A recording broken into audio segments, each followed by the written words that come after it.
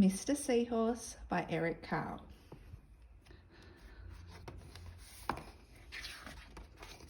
Look at those beautiful, beautiful seahorses. Mr. and Mrs. Seahorse drifted gently through the sea. Mrs. Seahorse began to wiggle and twist, this way and that. "It's time for me to lay my eggs," she said. "Can I help?" asked Mr. Seahorse. "Oh yes, thank you," said Mrs. Seahorse, and she laid her eggs into a pouch on Mr. Seahorse's belly.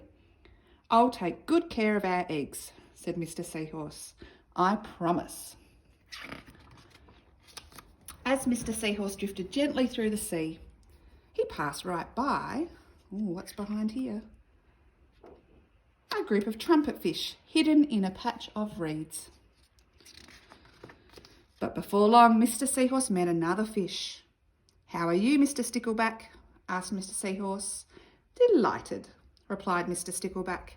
"I've just built a nest, and right away Mrs. Stickleback laid her eggs in it.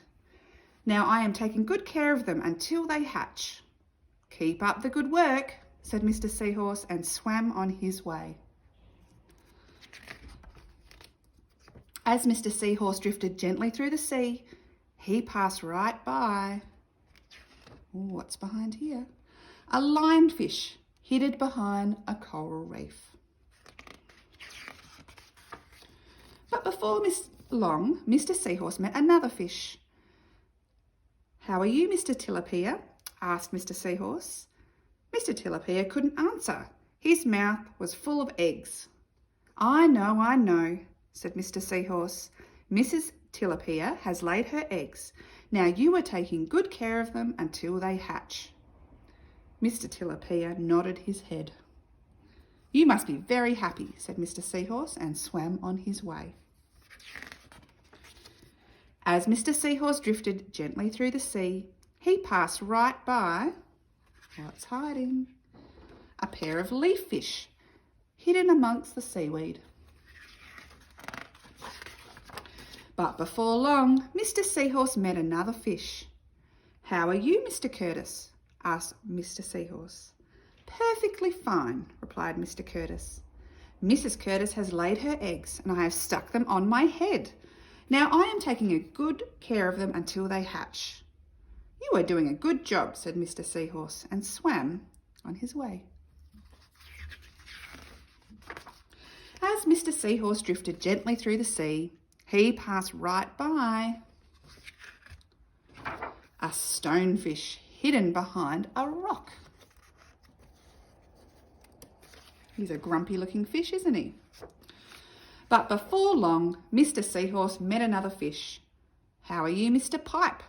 asked Mr. Seahorse. "Couldn't be better," replied Mr. Pipe. "Mrs. Pipe has laid her eggs along my belly. Now I am taking good care of them until they hatch."